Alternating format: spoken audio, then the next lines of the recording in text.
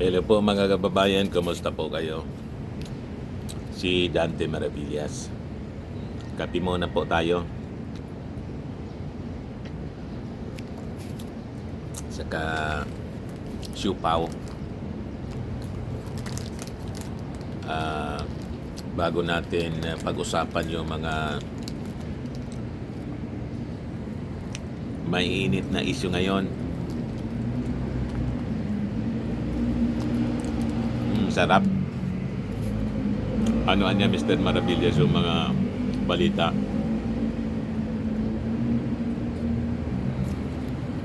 Tungkol po kay Sara at saka kay Madriaga. Di ba si Ramil na Madriaga, yung nag-claim na dating aide ni Sara Duterte, kinasuhan habang nakakulong siya. Kakulong siya ngayon. Kapon, kasabay ng pagdetermine sa impeachment case, third and fourth impeachment case ni Sara Duterte, na sufficient in substance na kalusot na nga po sa panel. Si Sara Duterte, mga kababayan, ay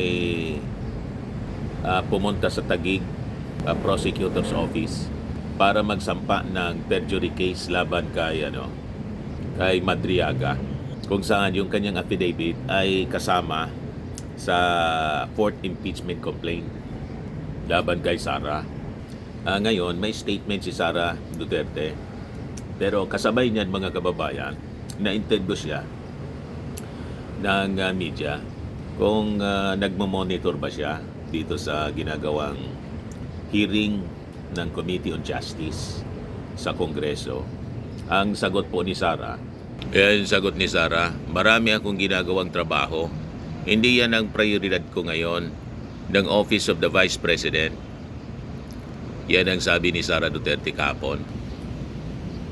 Kaya napareact mga kababayan ang isang Marcos loyalist na si Benji Contreras. Sabi ni Benji Contreras, post niya ito mga kababayan, ano naman kaya ang pinagkakaabalang trabaho ni Chucky? Valid questions mga kababayan, kasi wala man tayong nakikitang performance ginagawa si Sara Duterte other than yung picture na nakuha doon sa Bangkok, na ang sabi last week lumarga na naman si Sara Duterte at namasyal sa Bangkok, Thailand.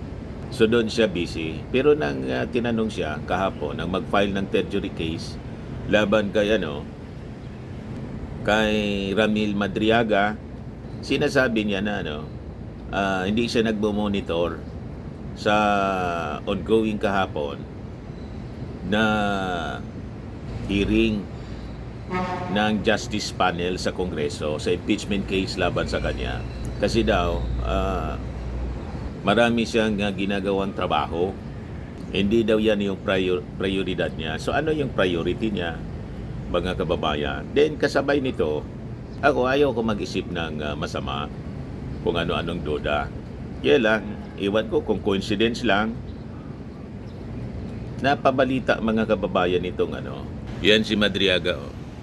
Ito yung lumabas na balita kahapon din from Philippine Daily Inquirer. Sabi diyan, the alleged former bagman of Vice President Sara Duterte, Ramil Madriaga, face a threat to his life while detained at Cambagong Diwa in Taguig City, sabi ng kanyang abogado. Yan, mga kababayan. Sara Duterte's alleged bagman Madriaga face a threat to life in jail. Tapos, ang vlogger at political analyst na si Attorney Jesus Falsis, ito yung post 3 hours ago. Sabi niya, Tweety Bird reports that Ramil Madriaga will be transferred to an NBI facility. He was assaulted by a new detainee na kasing laki ng isang bouncer sa club. Medyo maliit lang si Madriaga. Kudos to NBI Director Melvin Matibag for the prompt and swift actions. So may nagtangka mga kababayan sa buhay, bagong detainee daw, kapapasok pa lang, malaking tao, biglang inassault itong si Ramil Madriaga. So talagang mapapaisip ka talaga, nagkataon lang ba o may mga koneksyon ito mga kababayan na parang nadulas yung bibig ni Sara Duterte nang tanungin ng media kung nagmo-monitor man lang siya, mga kababayan, doon sa impeachment hearing sa Committee on Justice sa Congress. Ang sabi niya, hindi niya priority ito at busy siya sa ibang trabaho. So mapapaisip ka, anong pinapatrabaho o anong tinatrabaho? Mali yung phrasing ng aking tanong. Hindi pinapatrabaho, kundi ano ang kanyang tinatrabaho. Anong pinagkakabisihan ngayon, mga kababayan ni Sara Duterte? Tingin ninyo, mga kababayan, kasi wala man tayong nakikita na ginagawa niya other than yung paglabas niya sa bansa at na picturean siya doon sa Bangkok, Thailand. Naglalakad-lakad sa kalsada. O di ba, mga kababayan? Then comes now the report na si Ramil Madriaga, yung kanyang dating aide, na ginamit yung affidavit sa kanyang impeachment, yung fourth impeachment, mga kababayan. Ayun, may pagtatangka sa buhay at kailangang ilipat. Umaksyon agad, mga kababayan, yung NBI Director, si Atty. Matibag, na dating PDP Laban Secretary General, inappoint ng ating Pangulong Bongbong Marcos as NBI Chief. Pero ito yung tumawag kay Sara Duterte nung sa column niya 2024 pa. Tinawag si Sarang Bratinela. So ibigay ko sa inyo yung kwento tungkol dito sa sabi yung alleged bagman si Ramil Madriaga,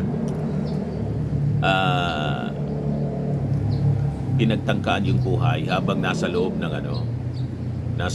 ng jail.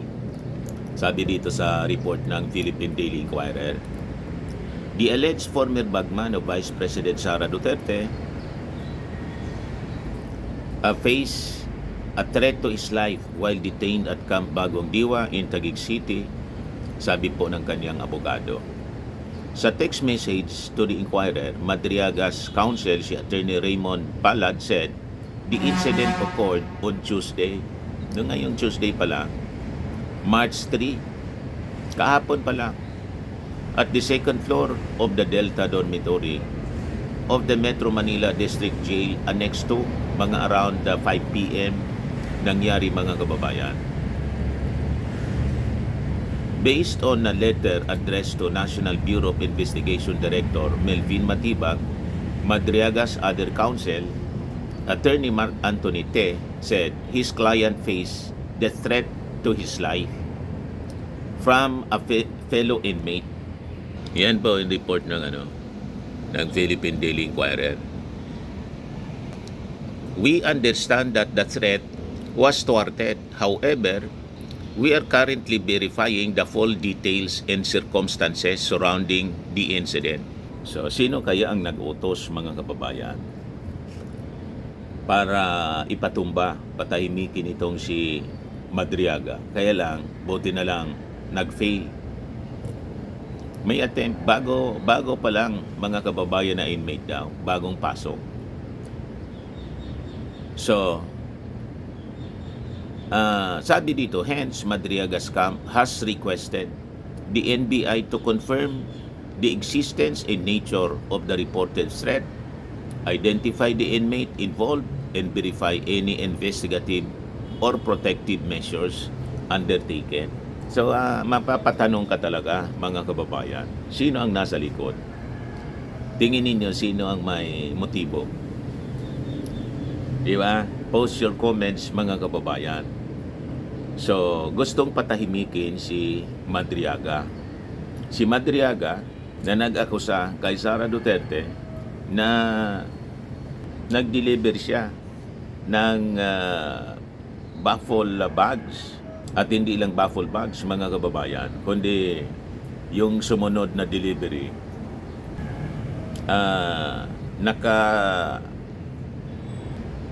karga na po sa buong kotse yung una. At yung pangalawa mga kababayan, isang van, high-ace van, at iniiwan na lang mga kababayan doon sa kanyang kausap, contacts. So ano to? May relasyon ba to sa affidavit na in-execute ni Madriaga na ginamit ngayon sa impeachment, sa fourth impeachment complaint laban kay Sara Duterte, at yung intention niya na mag-testify sa Senate trial? So yun mga kababayan ang mga tanong. Kaya sabi dito sa balita ng inquiry, the attempt of Madriaga's life came as she stands as possible witness in the impeachment complaints against the Vice President. Madriaga previously claimed in an affidavit submitted to the Office of the Ombudsman that he had delivered large sums of money to various individuals under Duterte's instructions, Sara Duterte's instructions. A claim Duterte repeatedly denied. Duterte also filed a perjury complaint against Madriaga on Wednesday morning, kahapon mga kababayan. At doon nga na-interview si Sara Duterte ng mainstream media kung nagmo-monitor man lang siya sa proceedings. Busy daw siya at may iba siyang pinagkakaabalang trabaho. So ano yon mga kababayan na pinagkakaabalang trabaho ni Sara Duterte? Kasi wala man tayong nakikita na tinatrabaho niya o ginagawa mga kababayan in relation sa kanyang function, official function bilang Vice Presidente. Ngayon, ito yung statement ni Sara Duterte tungkol kay Ramil Madriaga. Yan. Sabi ni Sara Duterte, Madriaga as my ex-aide or bagman are inaccurate and misleading. Calling him as an ex-aide assumes as a fact the very lie that the perjury complaint seeks to address. Kaya daw siya nag-file ng perjury case. He was never my aide, friend, employee, or a member of my staff in any capacity. The only person who knows him is Attorney R. Kilala or EC Pilipinas, of EC Pilipinas. I urge the media to exercise greater care in their reporting accuracy. In fairness, must always come first. Thank you. Sara Duterte, Vice President of the Philippines, March 4, 2026. Ayan ang kanyang official statement mga kababayan. So ano ang tingin ninyo mga kababayan dito sa mga developments ng balitang ito? Post your comments and pag-share na rin po ng ating video ngayon para marami yung makaalam sa mga kaganapan dito sa ating bansa. Yon lang po. I reserve my comment mga kababayan. Kayo na muna ang magpahayag ng inyong mga kuro-kuro, mga opinion, mga damdamin sa ating present na mga balita sa ngayon po. Ako po si Dante Maravillas. Bye-bye. God bless.